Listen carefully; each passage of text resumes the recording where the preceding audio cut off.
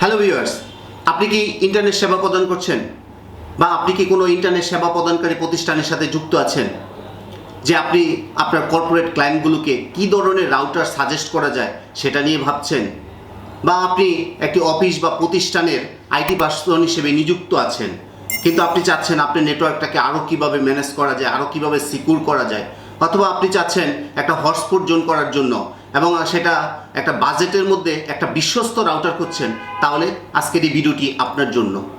Hello viewers, Excel টেকনোলজির পক্ষ থেকে আপনাকে জানাচ্ছি আন্তরিক শুভেচ্ছা ও অভিনন্দন।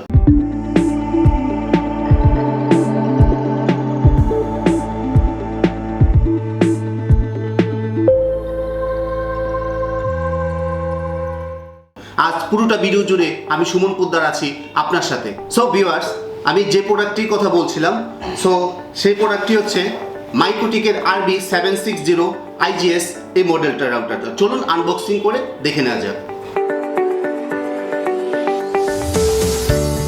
আনবক্সিং করার পর আমরা যা যা পেলাম তা হচ্ছে একটা ইউজার ম্যানুয়াল গাইড, সাথে পাচ্ছি হচ্ছে একটা 24 ওয়াটের পাওয়ার অ্যাডাপ্টার এবং সেই ব্ল্যাক ডায়মন্ড মাইক্রোটিকের RB760iGS, যার কথা আপনাকে বলছিলাম।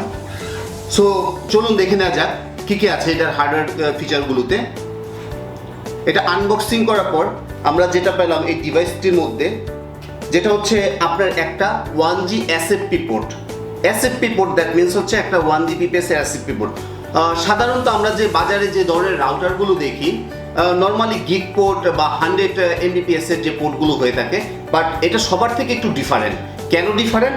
সেটা হচ্ছে আপনার এটার মধ্যে আছে একটা 1 Gbps SFP পোর্ট, যার দ্বারা আপনি ফাইবারের মাধ্যমে ডিরেক্টলি SFPর মাধ্যমে ডিভাইসটাকে কানেক্ট করতে পারবেন এবং নিরবিচ্ছিন্ন নেটওয়ার্কটা আপনার ডাটা ক্যাপাসিটিটা ভালো থাকবে এবং নিরবিচ্ছিন্ন থাকবে। কোনো ডাটা এবং বা প্যাকেট আমরা যেটা বলি সেটা লস হবে না, লস হওয়ার সম্ভাবনা খুবই কম। আর সাথে পাচ্ছি হচ্ছে আমরা 5টা গিগ ইথার পোর্ট, প্রত্যেকটা পোর্টেরই ক্যাপাসিটি হচ্ছে 1 Gbps করে। দেন এই পাশে হচ্ছে পাওয়ার অ্যাডাপ্টারটা কানেক্টিভিটি করার জন্য একটা পাওয়ার পোর্ট। দেন আমরা যদি এই পাশটাতে আসি, এই পাশটাতে আছে হচ্ছে আপনার এখানে হচ্ছে মোডটা চেঞ্জ করার একটা অপশন, সাথে আছে একটা USB পোর্ট আর একটা হচ্ছে microSD স্লট। USB পোর্ট দ্বারা কি করব? USB পোর্ট দ্বারা যদি আমরা যারা যেসব জায়গাতে আমাদের নেটওয়ার্কে সমস্যা বা আমরা ব্রডব্যান্ড কানেক্টিভিটি ইউজ করতে পারতেছি না, বা আমরা একটা ব্যাকআপ লাইন হিসেবে চাচ্ছি যে একটা মডেম ইউজ করব, 3G বা 4G যে মডেমগুলো আছে সেই মডেমগুলো ইউজ করব, সেই ক্ষেত্রে আমরা এই USB পোর্টটা ইউজ করতে পারি। বা কোনো নেট সার্ভার বা কোনো ফাইল সার্ভার যদি ইউজ করতে চাই, সেই ক্ষেত্রে আমরা এই USB পোর্টটা ইউজ করতে পারি। আর এখানে যেটা হচ্ছে আপনার microSD স্লট, এটা আপনি microSD স্লটের মাধ্যমে আপনি এটার ডাটাটা ব্যাকআপ রাখতে পারবেন, বা আপনার যদি কোনো সময় ওএসটা নতুন করে দেওয়ার প্রয়োজন হয় সেই ক্ষেত্রেও করতে পারবেন, বা যদি আপনি হটস্পট জোন করতে চান সেই সময় যদি আপনি এটা প্যাকেজটাকে ইনস্টল করতে চান, সেই প্যাকেজটা আপনি এই microSD কার্ডের মাধ্যমে আপনি করে নিতে পারবেন।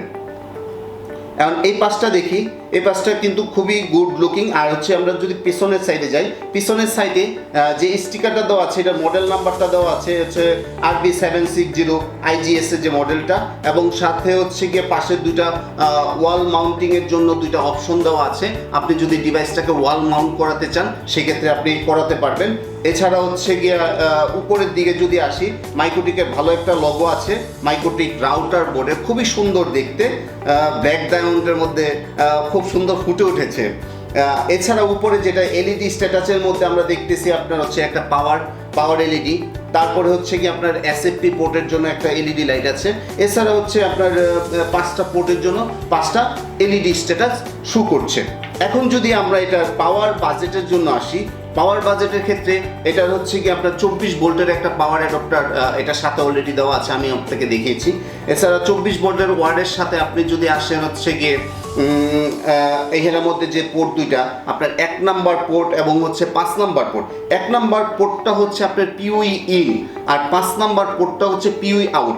PoE ইন এর মধ্যে আপনার দুই ধরনের, একটা আছে PoE প্লাস আর একটা হচ্ছে অনলি PoE। এটা হচ্ছে কি আপনার PoE এবং PoE প্লাস দুইটা আপনার দুইটাই সাপোর্ট করবে।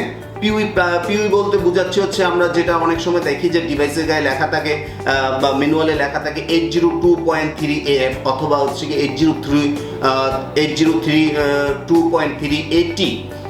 দ্যাট মিনস হচ্ছে AF বুঝালে হচ্ছে গিয়া পিউই এবং AT বুঝালে হচ্ছে গিয়া এটা পিউই প্লাস, মানে হচ্ছে এই পোর্টটা আপনার 15 ওয়াট এবং হচ্ছে গিয়া 25 ওয়াট প্লাস দুইটাই পাওয়ার পোর্ট থ্রু করে এরকম পিউই সুইচ থেকে আপনি এটাকে পাওয়ার দিতে পারবেন। আপনার যদি কোনো একটা প্রজেক্টের ক্ষেত্রে যান, আপনার যেখানে হচ্ছে কি আপনার পিউই সুইচ আছে, সেই ক্ষেত্রে সেই ডিভাইসটাকে আপনার পাওয়ার অ্যাডাপ্টার ছাড়াও পিউই কেবলের মাধ্যমে সেটা কানেক্ট করতে পারবেন। আর হচ্ছে গিয়ে 5 নাম্বারটা হচ্ছে পিউই আউট। তবে হচ্ছে গিয়ে 5 নাম্বার পোর্টটা যদি পিউই আউট হয়ে যায়, এটা নর্মালি হচ্ছে প্যাসিভ পিউই।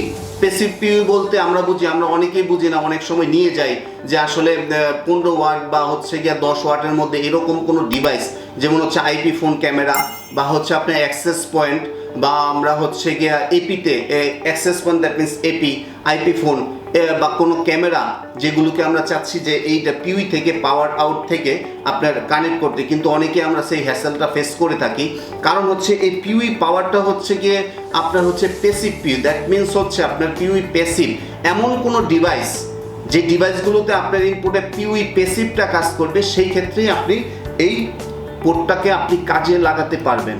এই 5 নাম্বার পোর্ট দিয়ে যেটা হচ্ছে সর্বোচ্চ যে এটা মিলি এম্পিয়ার করে, সেটা হচ্ছে 500 মিলি এম্পিয়ারের যে ডিভাইসগুলো আছে আপনি সেগুলোকে বা হচ্ছে এবং পিউই প্যাসিভ যেটা ডিভাইসটা সাপোর্ট করে সেই প্যাসিভ পিউইগুলোকে আমরা কানেক্ট করতে পারবো। এবার আসলে আমি মাঝখান দিয়ে যেটা হচ্ছে কি আপনার হার্ডওয়্যারের যে ফিচারগুলোর মধ্যে আছে, এটার মধ্যে সর্বোচ্চ 880 মেগাহার্জের একটা সিপিইউ আপনার বসানো হয়েছে, যেটা হচ্ছে আপনার র্যাম ক্যাপাসিটি যদি বলি 256 র্যাম ক্যাপাসিটি আছে এবং ক্যাশ আছে হচ্ছে 16 Mbps এর ক্যাশ আছে। আর এটার যে হচ্ছে ওএস এর লাইসেন্সটা ইউজ করা হয়েছে ডিভাইসে ওএস ভার্সন 4, আর হচ্ছে এটার কোর সংখ্যা হচ্ছে 2। তাহলে আপনি এটা দিয়ে যে কোনো হচ্ছে কি আপনার মিনিমাম হচ্ছে 50 থেকে 80 Mbps আপনি হচ্ছে ডাটা ক্যাপাসিটি আপনি যে কোনো অফিস বা ইসের মধ্যে আপনি ইউজ করতে পারবেন। এছাড়াও আপনি এর বেশি ইউজ করতে পারবেন, তবে ক্ষেত্র বিশেষে। সো আমরা যদি এটা ইউজার ক্যাপাসিটিটা বলি, আমরা 80 থেকে 100 জন ইউজার আমরা এটার সাথে কানেক্ট হতে পারবো, তবে ক্ষেত্র বিশেষে। যদি আপনি পিপি ইউজার কানেক্ট করেন, সেই ক্ষেত্রে হচ্ছে আপনার ইউজার সংখ্যাটা একটু কমে যাবে, আর যদি স্ট্যাটিক তাহলে আমরা আরও বেশি কানেক্ট করতে পারবো। সো বন্ধুরা, এবার যদি আমরা এটা কনফিগারেশন বা ম্যানেজ করার কথা বলি, অ্যাজ ইট ইজ আমরা মাইক্রোটিকে যেভাবে আমরা মাইক্রোটিককে ডিভাইসকে হ্যান্ডেল করতে পারি, সেক্ষেত্রে আমরা সিএলএর মাধ্যমে করতে পারি, বা হচ্ছে কি আমরা ওয়েবের মাধ্যমে করতে পারি, বা হচ্ছে আমরা সবচেয়ে জনপ্রিয় যে অ্যাপসটা উইনবক্সের মাধ্যমে এই ডিভাইসটাকে আমি কন্ট্রোল বা অ্যাক্সেস করতে পারি। এখন হচ্ছে কি এই ডিভাইসটা প্রাইসের ক্ষেত্রেও খুবই হচ্ছে কি আপনার বাজেটের মধ্যে হয়ে যাবে এবং হচ্ছে গিয়ে খুবই স্টেবল একটা ডিভাইস। সো বন্ধুরা, আপনারা আমার পুরো ভিডিওটা দেখে বুঝতে পারছেন যে আসলে ডিভাইসটার এত প্রায়োরিটি কেন। ডিভাইসটার প্রায়োরিটি হচ্ছে গিয়ে প্রথমেই বলতেছে, আমি আরেকবার রিভিউ করে নিচ্ছি, যেটা হচ্ছে আপনার এসএফপি পোর্টার জন্য।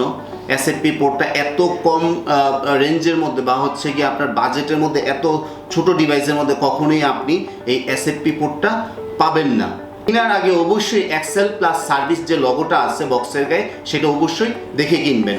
আর এই ডিভাইস সম্বন্ধে যদি আপনার আরও কিছু জানার আগ্রহ থাকে বা আমাদের সাথে যোগাযোগ করতে চান, অবশ্যই আমাদের এই ভিডিওটা ডেসক্রিপশন বক্সে এই লিঙ্কটা দেওয়া থাকবে এবং সাথে একটা কন্ট্যাক্ট নাম্বারও দেওয়া থাকবে। আপনি যোগাযোগ করতে পারেন এটার প্রাইস সম্বন্ধে, বা আপনার যদি কোনো কিছু জানার থাকে সেটা সম্বন্ধে আমাদের কাছে কোয়েরি করতে পারেন।